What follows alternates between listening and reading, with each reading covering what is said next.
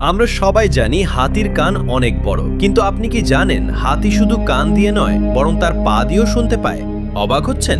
প্রকৃতির এই ইঞ্জিনিয়ারিং শুনলে আপনি আরও চমকে যাবেন। হাতির পায়ের নিচে থাকে অত্যন্ত সংবেদনশীল বিশেষ কিছু সেন্সর, যাকে বলা হয় প্যাসিনিয়ান কর্পাসলস। এগুলো মাটির ভেতরে সামান্যতম কম্পন বা ভাইব্রেশনও শনাক্ত করতে পারে।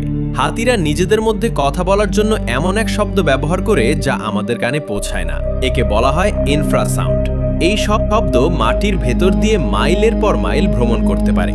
বিজ্ঞানীরা দেখেছেন একটি হাতি প্রায় 10 থেকে 30 কিলোমিটার দূরের বিপদ বা অন্য হাতির ডাক অনায়াসেই বুঝে ফেলে। মাটি থেকে আসা এই কম্পন হাতির পায়ের হাড়ের মাধ্যমে সরাসরি তাদের মস্তিষ্কে পৌঁছে যায়, অর্থাৎ তাদের পুরো শরীরটাই যেন একটা জীবন্ত অ্যান্টেনা। যখনই কোনো বিপদ বা ঝড়ের পূর্বাভাস আসে, হাতিরা অনেক আগেই তা টের পায় এই বিশেষ ক্ষমতার কারণে। প্রকৃতির এই অসাধারণ ডিজাইন আমাদের শেখায়, শোনার জন্য শুধু কান নয়, সজাগ অনুভূতিই যথেষ্ট।